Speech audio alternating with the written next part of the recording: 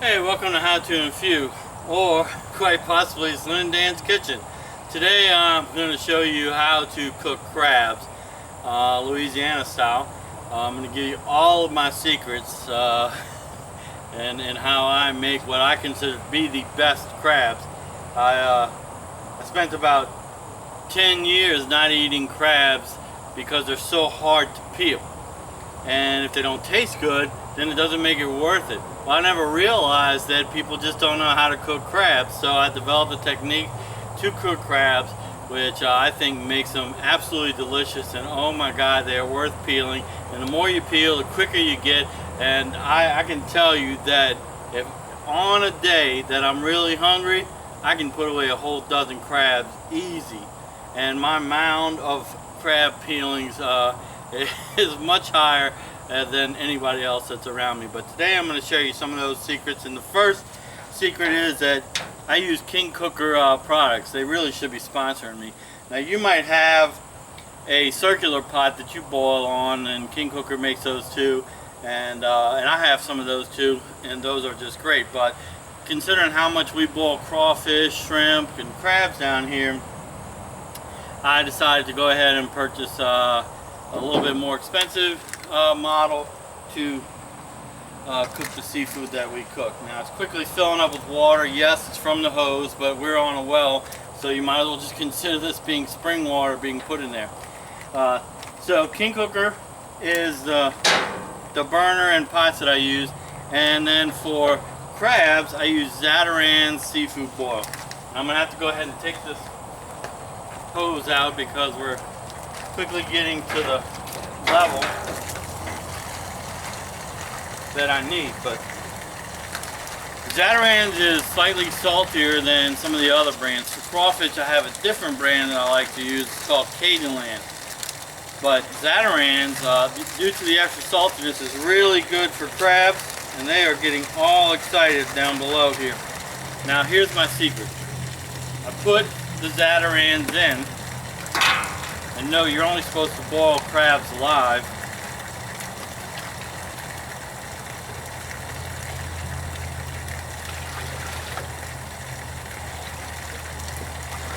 But by putting the seasoning in there, now I'm going to put the crabs in there.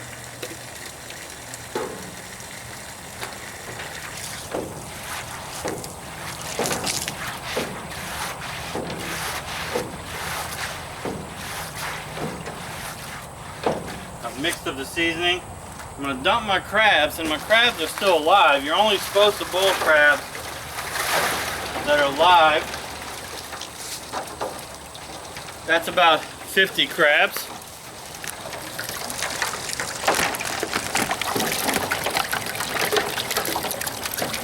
So there's about 50 crabs. They're pretty lively. The water's cold. It's not boiling yet.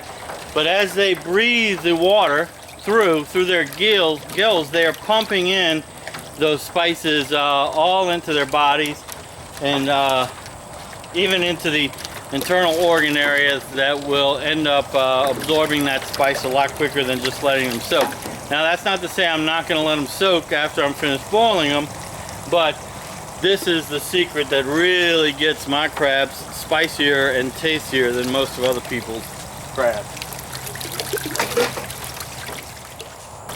Alright, so the crabs have been soaking in here for about 15 minutes or so. Believe it or not, they're still alive. They don't mind sucking in all that spice. In the meantime, we've cut some crabs. We've cut potatoes, not crabs. Cut these into like threes. These are regular russet potatoes. A lot of people like to use the red potatoes, but by cutting them in threes, it shortens down the cooking time. And a couple of onions we added to it too. We leave the peels on. They cook through, and you just peel out the middle or take out the pieces to eat them. Not that many in here because we just boiled 4 or 5 days ago. We still have some left from a previous boil, so I just wanted to show you that we would put this in. We would also usually put in sausage if we have it, but we still have some sausage left from a couple days ago too, so I may add that sausage back in at the end just to kind of heat it up again. I'm not going to put the potatoes back in that we have left because those will break apart and crumble. Now, the next secret to crab balling is that the potatoes will tell you when it's done. There are times available and published for how long you should cook crabs, but when your potatoes are done, your crabs will be done too. And if you pull them out earlier, then you end up with potatoes that are not done and are not going to taste good. So let the potatoes be your guide as to when the boil is done. Alright, time to fire it up. Due to the safety regulator, we're going to open the propane tank first. This is a dual burner, so we'll light the one on this side first by turning on the regulator. Then we'll walk to the other side.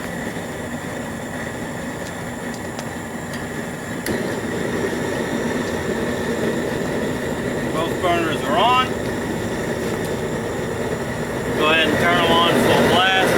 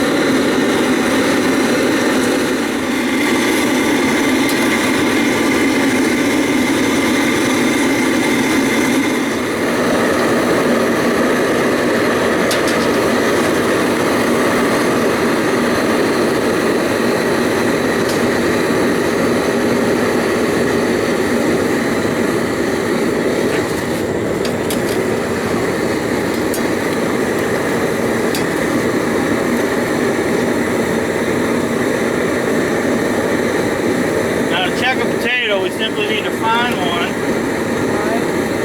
and pull it up, then take a knife, stick it in. It should easily go in. The fact that this one doesn't tells me that we need more time.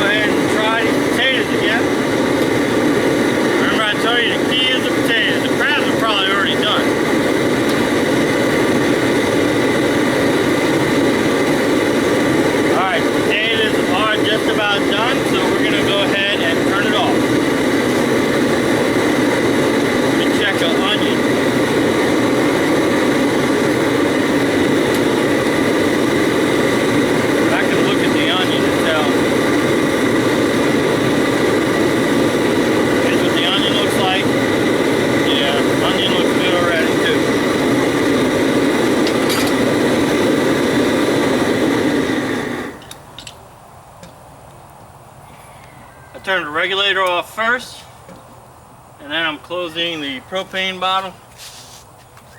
We are getting a little bit of rain here. Not anything bad, but essentially now our crabs are done. Give them a quick stir. They're still going to soak, even though you can tell the water is not quite as red as it was when we started this. A lot of that spice has been soaked up by the crabs. We're going to give them about another 20 minutes soak time just to make sure that they absorb more of the spice. Normally I would put cold water in here and fill it up so that it sinks. That's another little trick. By having it sink, it'll absorb more. But since the potatoes could cook a little bit longer, we're going to go ahead and leave it hot for about 20 minutes and then we'll start pulling them out. Alright, the crabs have been soaking for about 20 minutes, so I'm going to go ahead and dump them onto the lid of this king cooker.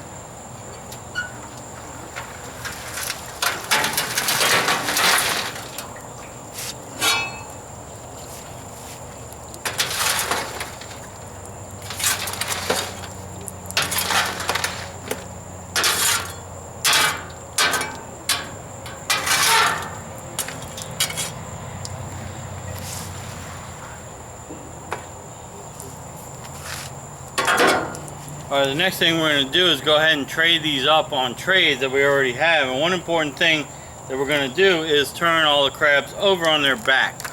What that's going to do is cause the juices to stay inside the shell and marinate the meat before we eat them so that it doesn't all leak out. So there, I've given you just about all of my cooking crab secrets. And hopefully you'll give me a thumbs up on the video. You might be watching this on Lynn and Dan's Kitchen, which is where we cook foods. We have some other recipes on there that we show. Usually we're wearing a lot nicer clothes than this, some white chef apparel, etc. And usually we tell a little history about the food. I'm going to go ahead and put this video on both websites. The cooking website, which I should provide some kind of link if you want to click and check that out. I'll appreciate you subscribing or liking the videos there, and of course subscribing or liking the videos here too on the how-to channel. Or if you happen to be on Lynn and Dan, you can check out the how-to channel and subscribe and like the videos there. Either way, I'm just glad that you're watching the video to this point and hopefully giving me a thumbs up, and I'll see you next time. Thanks for watching.